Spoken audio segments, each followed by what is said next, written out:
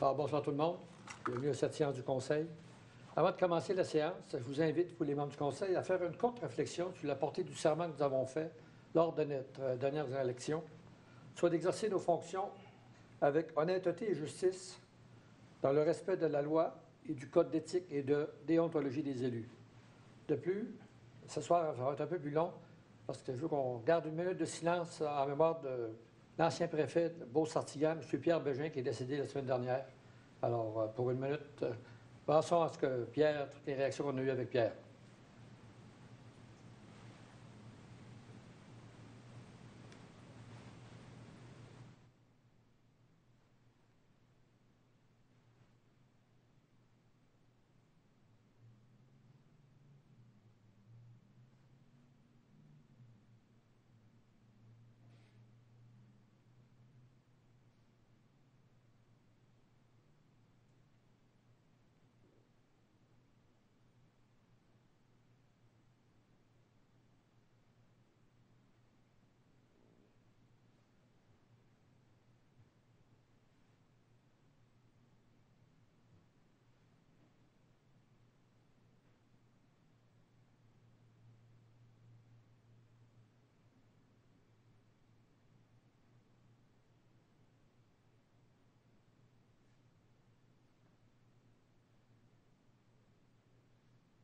Alors, merci beaucoup. Bien sûr, j'en profite au nom de tout le Conseil de Ville de Saint-Georges et tous nos employés d'offrir nos plus sincères condoléances à la famille. C'est son épouse et ses deux filles, qui, je pense qu'il restait là, et tous ses frères et sœurs, tant du côté de sa femme que de lui. Alors, on te salue, Pierre, puis merci pour tout ce que tu as fait pour la MRC. On a eu des belles soirées politiques, parce que Pierre était un ardent défenseur de notre région. Je veux dire, mais des fois, il ne prenait pas toujours de la bonne façon, ça bousculait d'un coin. Alors, salut mon Pierre, peu importe où tu es, là. Tu vas pouvoir écouter tous les conseils à tous les soirs. Merci. OK, alors, je pense que pour peut-être le petit mot d'ouverture, on est en pleine campagne électorale. Le vote a débuté hier et aujourd'hui. Je pense que le prochain vote, c'est le lundi, le 3 octobre. Je vous invite tout le monde à aller faire votre devoir de citoyen et de mettre votre X à côté de votre candidat préféré ou votre candidat que vous pensez qu'il va faire le meilleur travail pour la Beauce ou Saint-Georges. OK. Alors, vous avez eu la chance de regarder la séance du Conseil, les minutes, l'ordre du jour. Est-ce qu'il y en a qui ont des points à rajouter ou questions? C'est beau, il n'y a pas d'ajout. Non. Alors, ça va prendre une proposition. Proposée par M. Fortier-Renaud. Je vais l'appuyer. Appuyé par Mme Fortin. Merci beaucoup. Maintenant, on va regarder les minutes de la dernière séance du Conseil qui s'est tenue ici le 12 septembre dernier. Est-ce que vous avez besoin d'éclaircissements ou vous avez des questions à poser? Sinon aussi, ça va me prendre une proposition. Proposition. Proposée par M. Redmond. J'ai appuyé. Appuyé par M. Fortier. Jean-Pierre. Merci. Alors, sans plus tarder, nous allons passer au projet de règlement, le 4.1. Donc, c'est le projet de règlement numéro 862-2022, amendant le règlement de zonage numéro 150-2005 afin d'agrandir la zone résidentielle RB 962, située le long de la route Cloutier, à même la zone industrielle IA 963. Donc, le projet de règlement pour effet d'inclure deux propriétés, soit le 225 et le 235 route Cloutier, dans la zone résidentielle, permettant les résidences unifamiliales isolées. Actuellement, ces deux propriétés sont situées dans une zone industrielle. Il y a eu une assemblée de consultation publique le 12 septembre dernier et ce sont des dispositions susceptibles d'approbation référendaire. Proposition. Proposé par M. Duval. M. Fortier-Renaud. Je vais l'appuyer. Appuyé par M. Duval. Merci. 4.2. Donc, c'est le projet de règlement numéro 863-2022, amendant le règlement de zonage numéro 150-2005 afin d'agrandir la zone industrielle IB 325 située dans la 108e rue. Donc, ce projet de règlement vise à inclure une bande de terrain qui est située contiguë au dépôt à neige dans la zone industrielle. Actuellement, cette parcelle de terrain est située dans la zone publique et institutionnelle. Il y a eu assemblée publique de consultation le 12 septembre dernier et ce sont également des dispositions susceptibles d'approbation référendaire. Proposition. Proposé par M. Thomassin. Appuyé. appuyé par M. Redmond. Merci. 4.3. C'est le projet de règlement numéro 865-2022, amendant le plan d'urbanisme numéro 163-2005 afin de modifier les affectations résidentielles dans la future 143e rue en haut de la 22e avenue. Donc, ce projet de règlement a pour effet de créer des aires d'affectation résidentielle de moyenne et de très forte densité dans la future 143e rue, toujours là, en haut de la 22e avenue. Actuellement, le secteur visé par la modification est compris dans une aire résidentielle de faible densité. Il y aura une assemblée publique de consultation le 24 octobre prochain. Il va y avoir un avis là, dans le journal à cet effet également. Et ce ne sont pas des dispositions susceptibles d'approbation référendaire. Proposition. Proposé par M. Fortier-Renaud. Je vais appuyer. Appuyé par M. Fortier-Jean-Pierre. Merci. Le 4.4. C'est le projet de règlement numéro 866-2022, amendant le règlement de zonage numéro 150-2005 afin d'autoriser des jumelés et des multifamiliales dans les futures 140e rue et 143e rue en haut de la 22e avenue.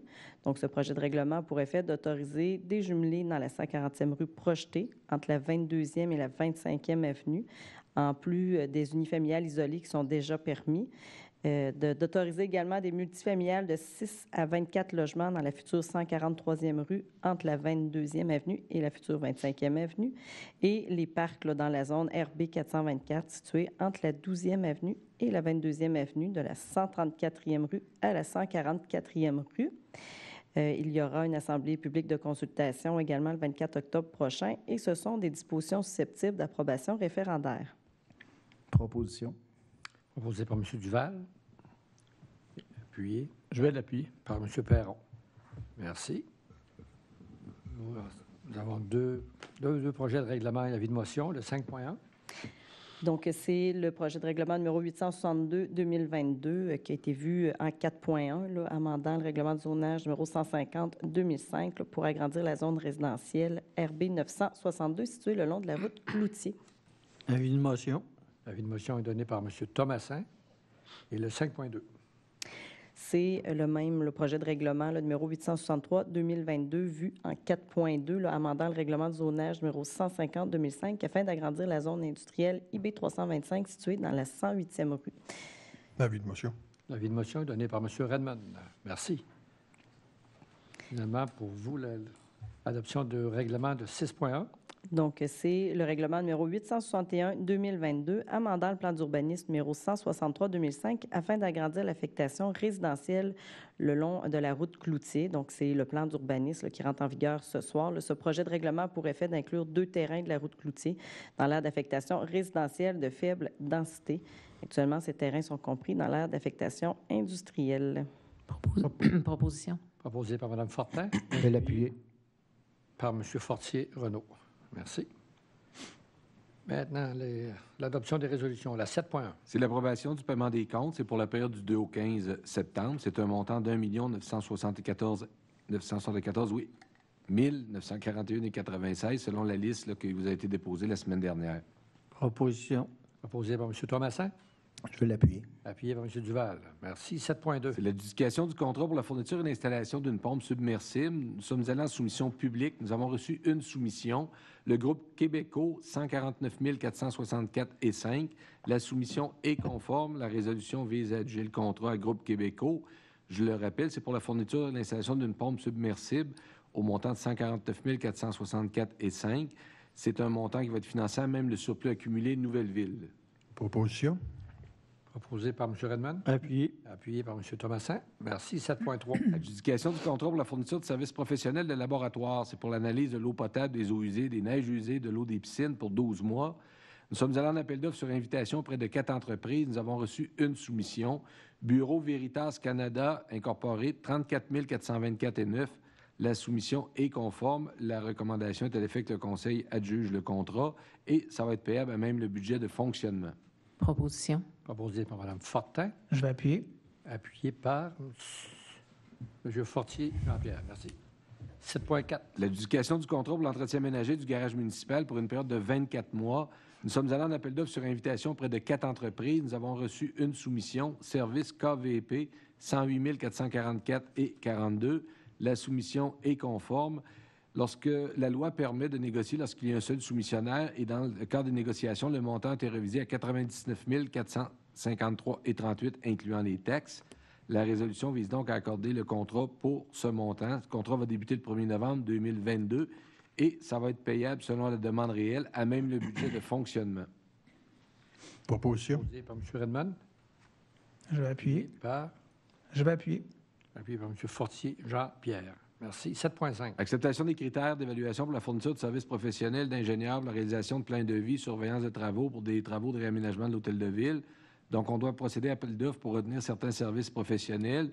L'appel d'offres doit contenir des critères d'évaluation ainsi qu'une pondération associée à chaque critère. La résolution vise à ce que le Conseil autorise la division d'approvisionnement à faire une soumission publique pour la fourniture des 10 services professionnels selon les critères suivants. Présentation de la firme, 10 points. Expérience du chargé de projet, 25 points. Réalisation de projets similaires, 15 points. Échéancier de travail, présentation des biens livrables et compréhension du mandat, 25 points. Équipe de travail proposée et équipe de relève, 25 points. Proposition. Proposé par M. Fortier-Renaud. Je vais l'appuyer. Appuyé par M. Duval. Merci. 7.6. Alors, c'est dans le même dossier. Cette fois-ci, c'est au niveau des architectes. Alors, les critères sont les mêmes. Présentation de la firme, 10 points. Expérience du chargé de projet, 25 points. Réalisation de projet similaire, 15 points. Échéancier de travail, présentation des biens livrables et compréhension du mandat, 25 points. Et équipe de travail proposée et équipe de relève, 25 points. Proposition. Proposé par M. Duval et appuyé par Je vais l'appuyer. Mme Fortin. Je Merci. vais en profiter, M. le maire, pour faire remarquer qu'on présente nos critères d'évaluation avant, qui sont clairement établis et qu'on ne va pas les changer par après, Oui. comme dans certains autres projets. Du gouvernement du Québec. Pas de la ville. Je l'ai pensé. Moi, je voulais juste préciser que c'était pas de la ville. C'était pas de la ville. Non, effectivement. 7.7. C'est l'adjudication du contrat pour le déneigement des services loisirs de la culture pour une période de 3 ans. Nous sommes allés en appel d'offres public. En fait, il y avait 3 groupes. Donc, Adérois pour le groupe 1, 133 830,90 n'a pas soumissionné pour le groupe 2. Pour le groupe 3, 145 385,89. Et pour le groupe 2, il y a eu une soumission Terre en gros incorporée, 69 226,45. Donc, les soumissions sont conformes. La recommandation pour la résolution est à l'effet que le Conseil accepte les soumissions suivantes pour une période de 3 ans. Donc, le groupe 1, qui est le secteur Est, Adérois, pour un montant de 133 830,90, qui représente un montant de 44 610,30 annuellement. Le groupe 2, qui est le secteur Ouest, Terre en gros incorporé, un montant de 69 226,45, incluant les taxes, donc 23 075,48 annuellement. Et le groupe 3, qui est tout ce qui entoure le domaine de la seigneurie, Adérois, pour un montant total de 3 ans de 145 385,89. Ça va être payable par les budgets de fonctionnement des dites années. Proposition. Proposé par M. Redmond. Appuyé. Appuyé par M. Thomassin. Merci.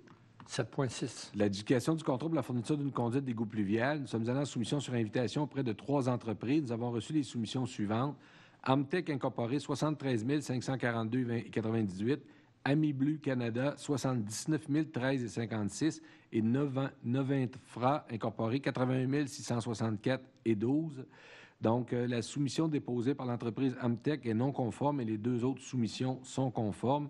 Donc, la plus avantageuse d'accepter et la conforme est celle de Amiblu Canada Incorporé au montant de 79 013,56, montant qui va être financé à même la subvention recevoir dans le cadre des projets là, sur la taxe sur l'essence telle que prévue au plan triennal de cette année. Proposition. Proposé par M. Fortier-Renaud. Appuyé par Je vais l'appuyer. Mme Fortin. Merci. 7.9. Adjudication du contrat pour une nouvelle réduction de pression du réservoir P3. Nous sommes allés en soumission publique. Nous avons reçu 4 soumissions. Giroux-Lessard, 342 424,42. Excavation Bolduc, 402 946,13. Allen Entrepreneur Général, 434 000. RJ du Téléfrère, 445 733,95. Toutes les soumissions sont conformes. La résolution vise à octroyer le contrat à Giroux-Lessard pour un montant de 342 424,42, montant qui va être financé par le règlement 837-2022 tel que prévu au plan triennal. Proposition. Proposé par M. Thomassin. Appuyé. Appuyé par M. Redmond. Merci. 7.10. C'est le versement d'une subvention à un organisme accrédité. En fait, c'est l'Association des joueurs de hockey mineur de Saint-Georges. C'est un premier versement de 21 053 qui est payable à même le budget de fonctionnement. Proposition. Proposé par Mme Fortin, appuyé par Je M. l'appuie. Duval. Merci. 7.11. Demande d'aide financière par le tournoi de hockey féminin Saint-Georges. Alors, cet organisme a déposé une demande d'aide financière auprès du Conseil. Le tournoi de hockey féminin de Saint-Georges organise 3 événements d'envergure dans le domaine du hockey féminin pour l'année 2022-23. Et les retombées économiques qui ont été considérées dans la ville et médiatiques qu'apportent ces événements pour Saint-Georges. La résolution vise à ce que le Conseil autorise le versement d'une aide financière de 10 000 incluant toutes les taxes si applicables au THF Saint-Georges pour l'organisation de 2 événements dans le cadre du hockey féminin pour l'année 2022, donc cet automne. Que le Conseil autorise le versement d'une aide financière de 5 000 incluant les taxes si applicables pour l'organisation d'un événement dans le domaine du hockey féminin, mais cette fois-ci pour l'année 2023. Un montant de 10 000 va être financé à même le budget de fonctionnement 2022 et l'autre 5 000 à même le budget de fonctionnement de l'année 2023. Proposition. Proposé par M. Fortier-Renaud. Je vais l'appuyer. Appuyé par Mme Fortin. Merci. 7.12. C'est une demande de permis dans le cadre du plan d'implantation d'intégration architecturale au centre-ville. C'est pour le 123-65, 123-67 Première Avenue. En fait, on désire effectuer des rénovations sur les façades avant et latérales et installer une enseigne sur la marquise. L'immeuble est situé dans l'aire d'application du PIA Centre-ville. Les travaux et l'enseigne rencontrent les critères et les objectifs du PIA applicables au centre-ville. Nous avons une recommandation favorable du comité d'urbanisme à l'effet d'accorder le permis. La résolution vise à ce que le Conseil autorise le permis de rénovation et d'enseigne pour le 123-65, 123-67 Première Avenue, conformément au plan déposé. Proposition. Proposé par M. Duval. Oui. Je l'appuie. Par M. Fortier. Jean-Pierre. Merci. 7.13. Également, une demande de renouvellement, cette fois-ci, c'est une demande de renouvellement de permis dans le cadre du PIA concernant les remblais et délais de plus de 2500 mètres cubes. Nous avons une demande du requérant qui désire renouveler son permis de remblai pour un terrain situé au 4265 Première Avenue, c'est dans l'ouest. Attendu que la végétation du talus devra être faite graduellement au fur et à mesure qu'une section sera complétée. Les objectifs et critères du PIA sont rencontrés dans le projet. La résolution vise à ce que le Conseil autorise l'émission du permis de remblai sur un terrain situé au 4265 Première Avenue pour une période de 3 ans, renouvelable, le tout conformément à la demande déposée et conditionnellement à ce que la végétation du talus soit faite graduellement au fur et à mesure qu'une section sera complétée. Proposition. Proposé par M. Fortier-Renaud. Et Appuyé. par M. Thomasin. Merci. 7.14. C'est l'adoption du plan d'action relatif aux obstacles à l'intégration des personnes handicapées. Alors, attendu l'obligation des municipalités comptant plus de 15 000 habitants de produire chaque année depuis 2005 un plan d'action visant à favoriser l'intégration des personnes handicapées à la société. Attendu le plan préparé par Mme Marie-Pierre Desjardins, chef de division RH, dotation et santé et sécurité, en collaboration avec les services concernés pour favoriser l'intégration des personnes handicapées. La résolution vise à ce que le Conseil adopte ce plan d'action qui vous a été présenté en détail la semaine dernière. Donc, plan relatif aux obstacles à l'intégration des personnes handicapées pour l'année 2022-23. Proposition. Proposé par M. Duval. Je vais l'appuyer. Et appuyé par Mme Fortin.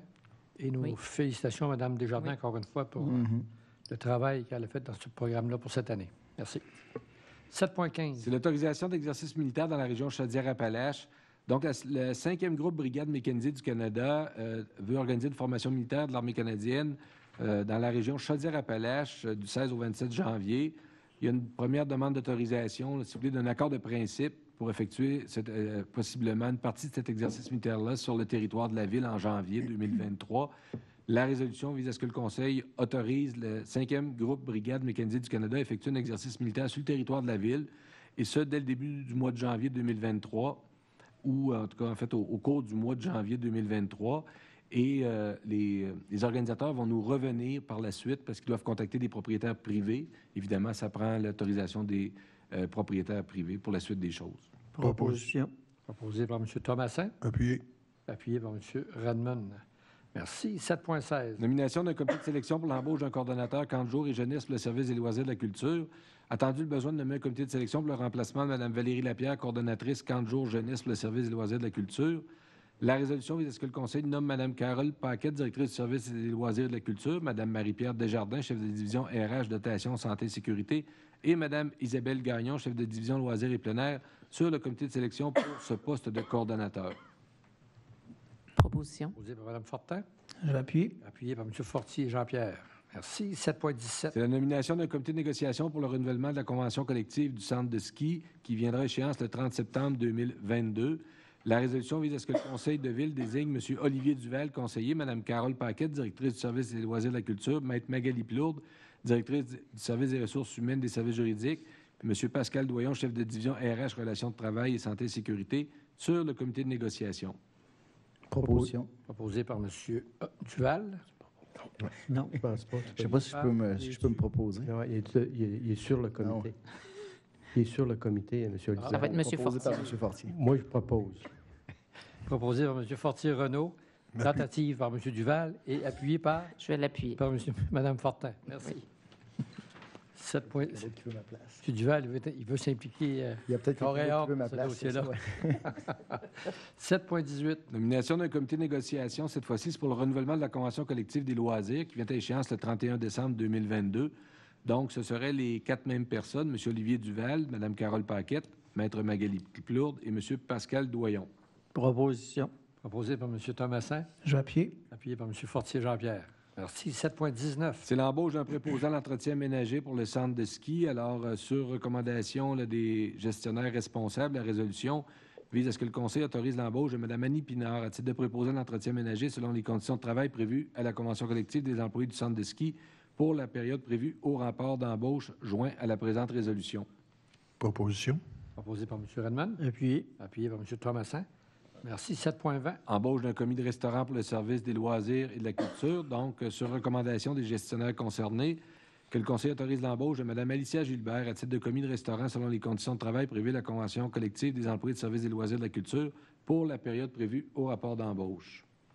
Proposition. Proposé par Mme Fortin et appuyé par Je l'appuie. M. Fortier-Jean-Pierre.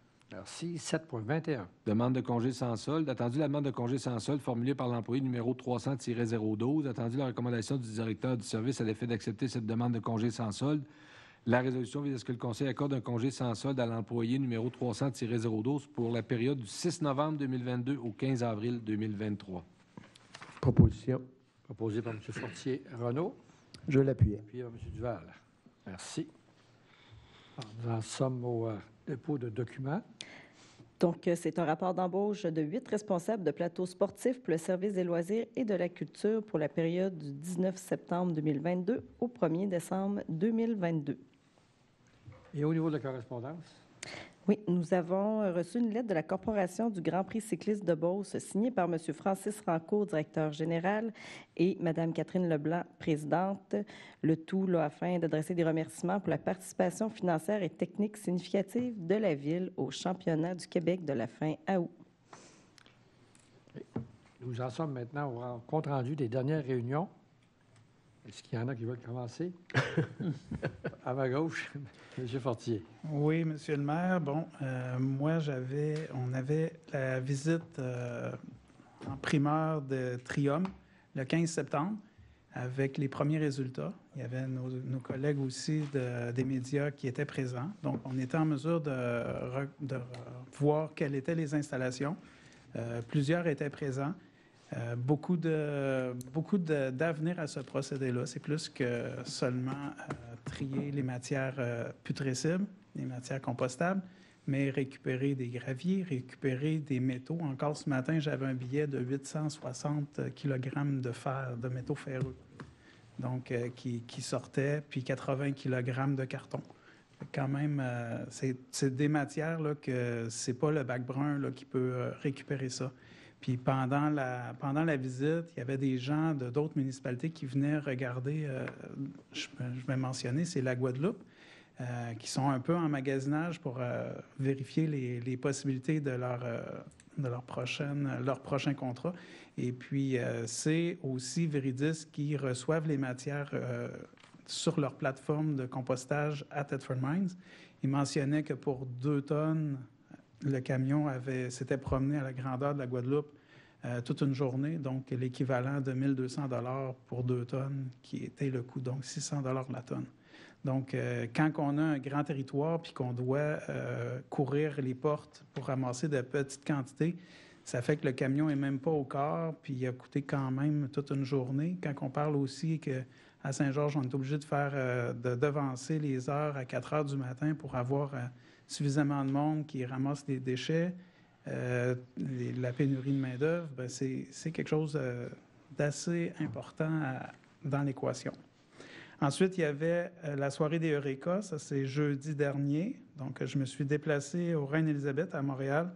On n'a pas été récipiendaire du prix. Par contre, la technologie reste une très bonne technologie. On est confiant puis on veut aller au bout de ça. Donc, c'était 3 bons projets. Puis, c'est pas notre projet qui a été choisi. Ensuite, on avait le Café du maire hier. On avait une douzaine de personnes qui sont venues à la rencontre. On était quand même 7 conseillers plus monsieur le maire. Donc, une belle rencontre avec les citoyens, puis un bel endroit aussi où les citoyens peuvent exprimer leurs commentaires. C'est tout pour moi. Parfait. Merci beaucoup. Monsieur Redman? Oui, je suis allé aussi avec Jean-Pierre et d'autres membres du conseil voir l'installation de Trium. C'est quelque chose de révolutionnaire. C'est pas compliqué. Le gouvernement du Québec devrait regarder ça très sérieusement, un projet comme ça, pour étendre ça à la grandeur du Québec. C'est 40 % c'est de l'eau, c'est ça? Oui, 39 % c'est de l'eau. 39 % c'est de l'eau qui va s'évaporer. Nous, comme c'est là, on l'enfouit.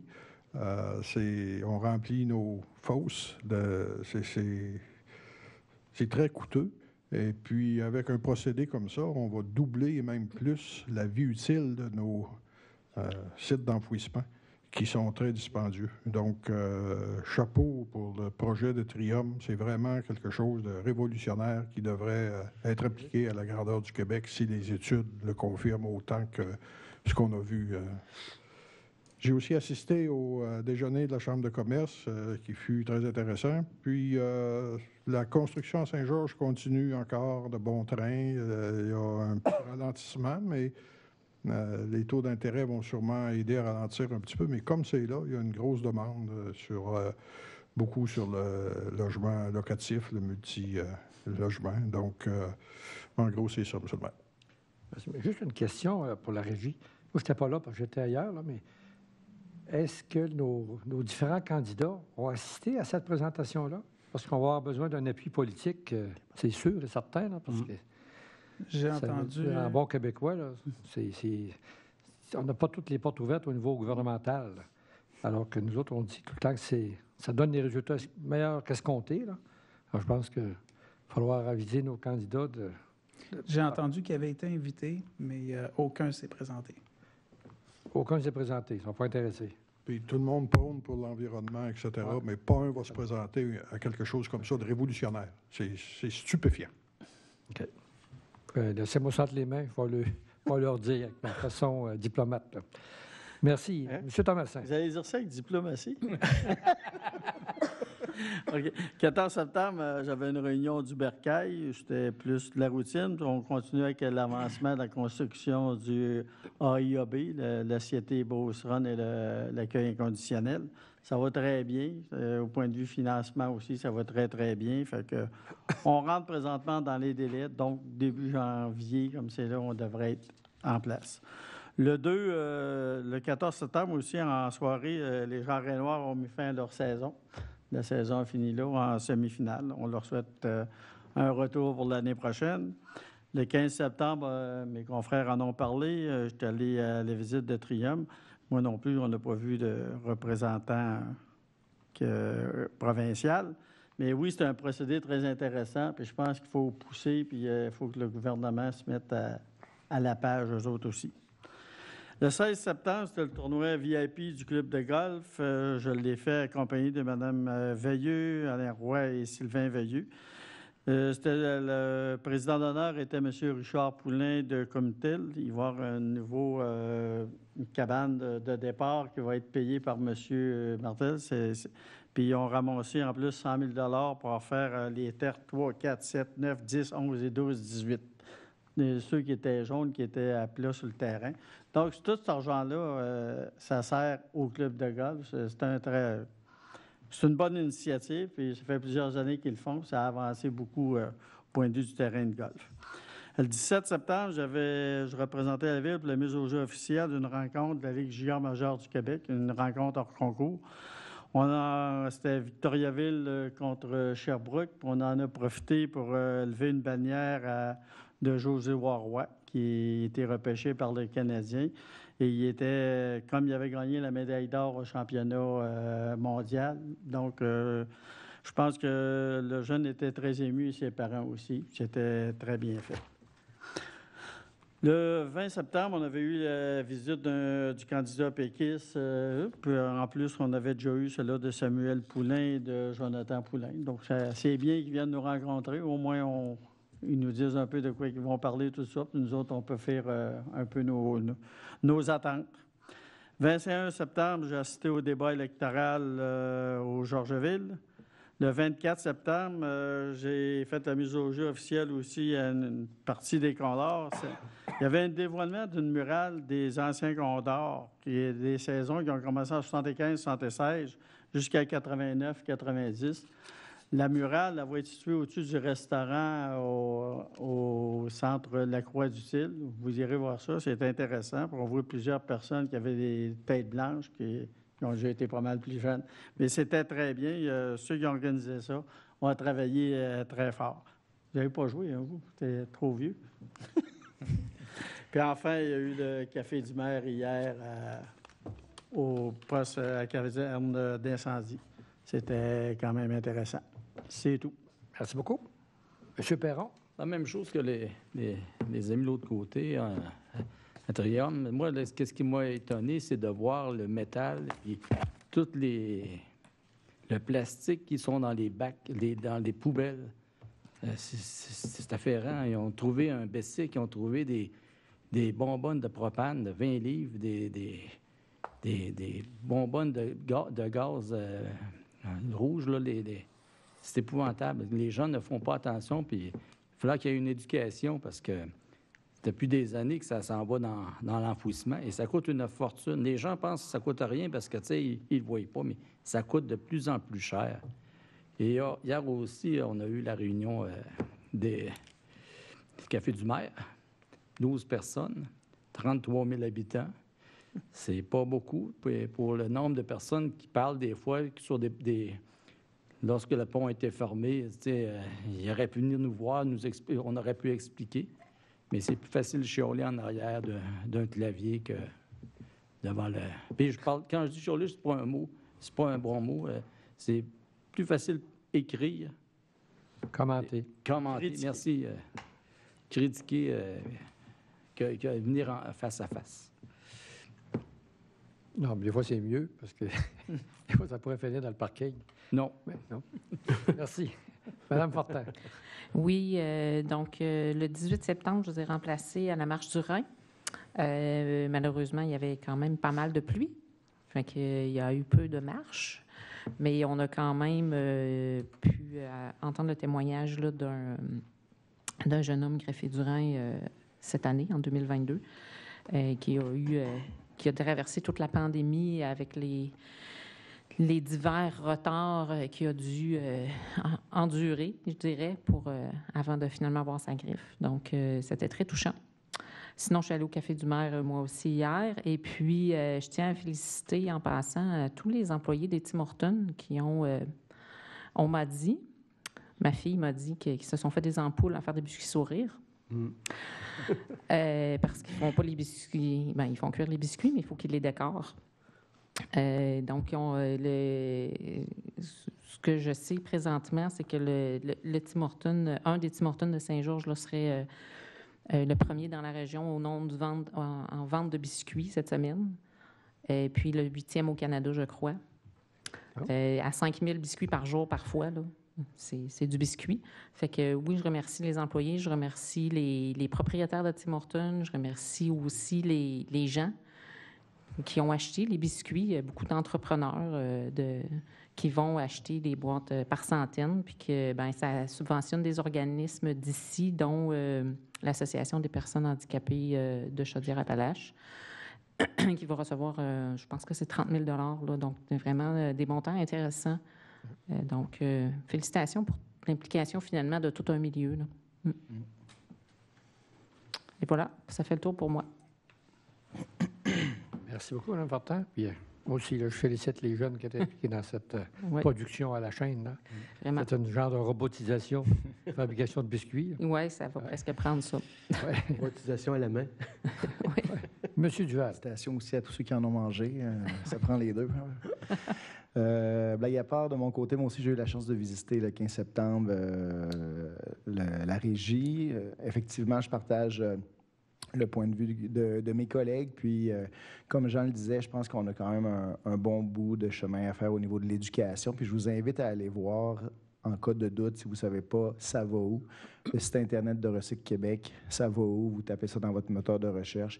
Puis, ça va vous permettre de savoir tout ce que vous devez savoir en termes de recyclage, compostage, réutilisation, réduction des pertes, etc. Ça fait que je pense qu'une fois tant qu'on continue, si on veut réduire tout ce qui va à l'enfouissement, c'est important que chacun des citoyens puisse donner un petit coup de main là-dessus pour bien trier les matières qu'on jette. Pouvez-vous donner cette adresse-là à mon adjointe administrative qui va le mettre sur les tableaux de la ville? Oui, effectivement, je pourrais faire ça. Oui, merci. Sinon, ensuite de ça, le 16 septembre, je suis allé à l'inauguration des nouveaux locaux du Centre d'écoute et de prévention du suicide à Saint-Georges. C'est maintenant sur le boulevard Dionne, dans l'ouest. L'organisme, dans le fond, pour ceux qui ne les connaissent pas, c'est une ligne d'écoute sur la prévention du suicide qui roule 24 heures sur 24, 365 jours par année, suite à une entente de partenariat avec 3 autres lignes d'écoute. Donc, ça, c'est très intéressant. Ils ont des équipes de bénévoles à Québec, à Sherbrooke, en Beauce. C'était impressionnant de voir comment ils sont structurés. Puis, leur slogan a changé cette année. C'est promotion, ça vise plus la promotion de la santé mentale. On sait par quoi la population, puis nous, on a passé dans les dernières années de la pandémie. Donc, je pense de mettre de l'avant tout le volet de saine santé mentale, c'est une belle occasion de mettre de l'avant justement tout ce côté positif-là, puis de prendre soin de sa santé mentale à chaque jour, au jour le jour, en faisant des petites actions qui nous font du bien. Sinon, samedi le 24, c'était la journée P organisée par Parrainage Jeunesse au Roi de la Pomme. Parrainage Jeunesse, c'est un organisme de mentorat jeunesse, donc un peu comme les grands frères, grandes sœurs, si je peux dire. Ça a été vraiment une très belle journée, une activité de financement pour eux autres aussi. Ils avaient commencé cette activité-là l'année dernière. Cette année, ils ont triplé le nombre de participants. Donc, chapeau à Jean-François et toute son équipe là, pour cette belle activité-là. Et le 25, j'ai participé aussi au Café du maire pour venir entendre un peu les préoccupations des citoyens de Saint-Georges. Voilà. Merci beaucoup. M. Fortier. C'est beau. Félicitations. Merci d'avoir représenté au CEPS. J'avais été invité personnellement pour y avoir travaillé pendant plusieurs années. Ça fait que je vais me reprendre pour aller visiter les nouveaux locaux. Je pense qu'ils vous attendent. Oui, je sais. Voulez-vous en parler? Non, pas nécessairement. Mardi le 13 septembre, on a eu un conseil d'administration au niveau du taxibus. Encore là, le dossier chemine beaucoup. Augmentation des membres, ça fait que ça va bien à ce niveau-là. Ensuite, projet Triumph que j'ai été visiter moi aussi, le 15.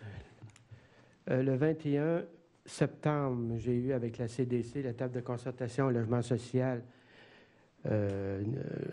On réfléchit beaucoup sur les logements sociaux ici à Saint-Georges. On a un projet qui est en branle, mais qu'on a présenté, qui n'a pas passé, mais on continue ce beau dossier-là.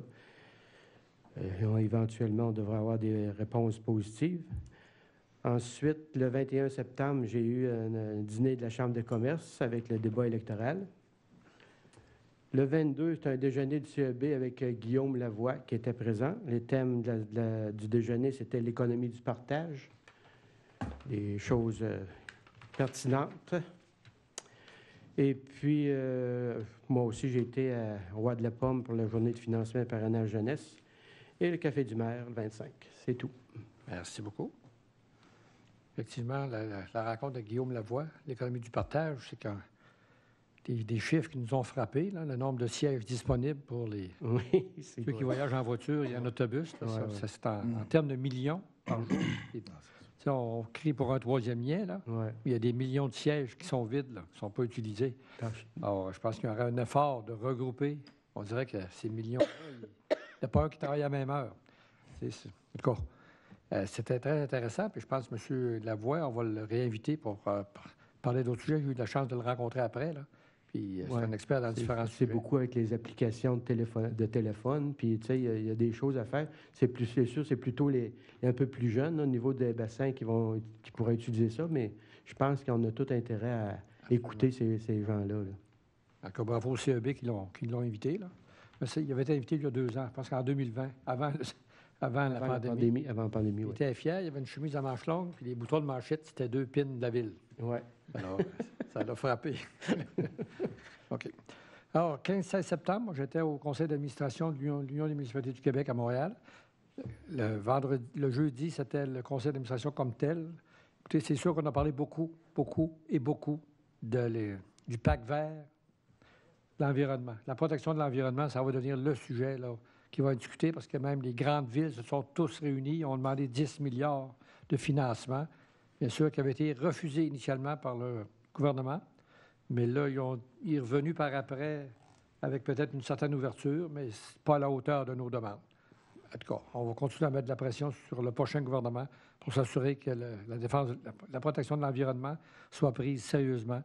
Écoutez, on a vu ce qui s'est passé aux îles-de-la-Madeleine. Je pense que c'est un effet directement des changements climatiques. Mm-hmm. Le 16, on a eu le sommet électoral. On a eu la chance de rencontrer les chefs des 5 partis qui nous ont exposé un peu leur vision. Mais personnellement, je peux vous dire qu'au niveau des municipalités, dans leur vision, on cherche encore les engagements gouvernementaux pour les municipalités. On parlait pas mal plus de baisse d'impôts, puis baisse de ci, baisse de ça, mais c'est des revenus qui vont être réduits pour le gouvernement. Qu'est-ce que ça veut dire? C'est qu'on va probablement transférer des services dans les municipalités, mais les moyens financiers n'ont pas l'air à suivre. Alors, à suivre, on va voir ce que ça va donner.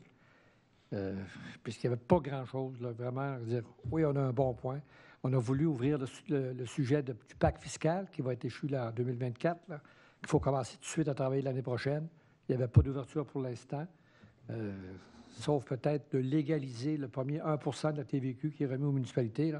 C'est à peu près la seule chose, mais on a dit que ça va en prendre plus parce que la pandémie a coûté en hausse de dépenses plus d'1 milliard à toutes les municipalités. Et la réponse des différents candidats n'était pas là parce qu'ils ne s'entendaient peut-être pas à une demande aussi importante. Là. C'est sûr qu'on demande beaucoup, mais il faut travailler en partenariat, sinon il y a plusieurs municipalités qui vont s'ouvrir. Parce que nous autres, ça va, Saint-Georges, ça va bien, mais je peux vous dire qu'il y a plusieurs petites municipalités là, qui les fins de mois arrivent vite, là, puis les revenus ne sont pas là. Puis parce que les revenus fonciers aussi qui ont été discutés, on en parle à tous les ans. Les seuls revenus qu'on a, les municipalités, c'est nos taxes foncières. Alors, il faut essayer de trouver des autres façons de récupérer de l'argent à gauche et à droite. Nous, on a déposé une demande pour les éoliennes. On va voir ce que ça va donner. D'ici les fêtes, on doit avoir notre réponse. Le 20 septembre, j'ai eu l'opportunité de rencontrer les différentes personnes qui siègent sur la Société immobilière de Beauce. Ce sont eux qui sont en arrière des logements abordables qu'on avait été refusés le dernier coup. Là. Alors, il y avait des gens de la CEF qui étaient là, il y avait des gens du GRT, des groupes de ressources techniques qui étaient là. Pas de ressources tactiques. Les ressources tactiques, ouais, non, ça. techniques. Techniques, non. Là, j'ai pas un uniforme. Oui, c'est ça. Et puis, on travaille pour, justement, d'être prêt lorsqu'il y a une annonce quelconque pour le prochain gouvernement pour être prêt. On a vu les faiblesses qu'on avait eues le dernier coup. On ne sait pas trop encore pourquoi on a été refusé, mais on s'en doute un peu. Là. Mais c'est assez difficile parce que tous ceux qui ont été acceptés avaient des conditions pas mal moins pires que nous autres. Nous, on est à 0,3% de disponibilité, alors que il y en a qui étaient au-dessus de 2 % puis ils ont eu le droit à des logements abordables. Alors, on va voir. À suivre. Le 22, j'ai rencontré M. Normand Poulin, qui est le président du Club des jardiniers de l'île. Écoutez, c'est sûr que c'est à peu près comme tout le monde, ça vieillit, la relève, ça va moins vite. Mais finalement, on a pu développer un plan pour qu'ils soient de retour l'année prochaine, ou les 2 prochaines années au moins, là. C'est sûr qu'on va les aider davantage, peut-être financièrement. On va peut-être donner la sous-traitance, puis on va offrir un peu notre expertise aussi avec nos horticulteurs de la ville. Mais je pense que M. Poulin était très heureux de ça. Alors, tout sorti, tout pimpé. C'est important qu'on garde cette carte postale-là de la ville, là, parce que cette année, c'est une des belles années, encore une fois, là, que ça a attiré beaucoup. On commence à avoir des autobus de touristes qui viennent voir ça. Il faut les encourager, ceux qui sont responsables de ça, nos bénévoles. Le 23 septembre, vous savez, j'ai été nommé par la table régionale des élus municipaux de Chaudière-Appalaches comme représentant, leur représentant sur la table régionale de l'économie sociale de Chaudière-Appalaches. C'est une grosse machine dans Chaudière-Appalaches, là. C'était ma première réunion. Je peux vous dire que je vais être en mode apprentissage pour les 2-3 prochaines rencontres, là, parce qu'il y a de l'implication. Et puis, je trouvais que, oui, ce programme-là, cette association-là a besoin d'aide. Puis, écoutez, on va lui donner de l'aide, là, pas financière, mais de l'aide, de soutien, des contacts, du réseautage, parce que c'est un monde, c'est une grosse organisation. Ça touche beaucoup, beaucoup, beaucoup de monde dans Chaudière-Appalaches. Alors, à suivre, je vais vous tenir informé là-dessus, mais on n'est pas parti pour faire des miracles, là, mais on va essayer d'en faire. Le 25, comme vous autres, je voulais vous remercier de vous être toutes présentées au Café du maire. Je pense qu'on a eu des remarques, des gens on appelle ça la transparence politique. On est tous là. Puis j'apprécie, c'est pas juste la parole du maire qui parle, vous avez eu la chance de parler à tout le monde et d'expliquer les réponses à tous les gens. Alors, je pense qu'il faut continuer ça. On va dire un peu comme M. Perron, il n'y a pas beaucoup de monde quand on vient dans l'Est. Dans l'Ouest, c'est plus couru, mais dans l'Est... Mais une chance qu'on n'avait pas trop de monde, parce que je pensais qu'il n'y a pas beaucoup de place, là. Finalement, là, la salle était pas mal pleine. Il y avait autant de conseillers qu'il y avait de monde, là. Mais quand même, il y a eu des bonnes discussions, ça a duré 2 heures. Ça fait que les gens apprécient qu'on parle des différents projets, des différents programmes, puis où ça va. Puis il y a eu des recommandations que j'ai ici, là, que je vais soumettre au DG demain. Si je peux venir pas le voir, parce qu'il travaille encore ici dans la ville. On ne se voit plus le jour, puis nos bureaux sont à 15 pieds un de l'autre, puis on ne se voit plus. Ça veut dire qu'on manque de temps, là. Et voilà, ça touche à peu près tout ce qui est pour mes activités. Cet après-midi, j'avais une rencontre à Sainte-Marie. C'était sur la pénurie de main-d'œuvre. Puis l'immigration, là, on s'attend à recevoir les 2 prochaines années, là, 22, 23, 24, plus de 2000 nouveaux arrivants. Alors, ça, c'est à suite d'un sondage qui a été fait auprès de nos entreprises dans toutes les 3 bosses et qui ont répondu pour les 3 prochaines années. Et ça peut être plus, ça peut être moins, mais le besoin est là. Les entreprises veulent la main-d'œuvre. Et puis, on va travailler avec eux autres. On a travaillé un peu sur des pistes de solutions, mais c'est surtout là, les 3 organismes économiques qui travaillent ensemble qui vont nous faire des recommandations pour aller de l'avant. Alors, à suivre. Bon, là, c'est vrai que c'est tout. On est rendu à la période de questions. Est-ce que vous avez des questions, les membres du Conseil, concernant ce qu'on a discuté ce soir ou des remarques encore? Non, tout est beau. Le public? Vous n'avez pas de questions? Non? Merci. Pas de questions du public. Alors, Propose. ça va me faire. Ça va me faire une proposition pour lever l'Assemblée. Propose de lever. Prochaine rencontre. La prochaine rencontre est le 11 octobre. 11 octobre. Lundi, le 11 octobre, même heure, même poste. Propose de lever. La levée de l'Assemblée est proposée par M. Fortier-Renaud et appuyée par Mme Fortin, c'est le mardi 11 octobre. Oui, le mardi. N'oubliez pas que vendredi, c'est la fête des Indiens. Alors, c'est congé Les férié. Premières Nations. Ou les Premières Nations. Ouais. OK, les Premières Nations. C'est un peu pareil. Je l'apparente un peu. Là. Les Premières Nations qui ont été déclarées par le fédéral. Ouais. Donc, si c'est fermé, les bureaux sont fermés. C'est ça? On ne se trompe pas? Exact. Oui, et maintenant, la bibliothèque et le centre sportif de la Côte-du-Tille demeurent ouverts, mais oui, les services administratifs sont fermés. Okay. Merci beaucoup. On se revoit le 11 octobre.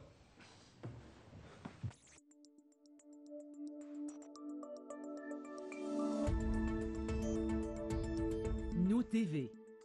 Ensemble pour notre communauté.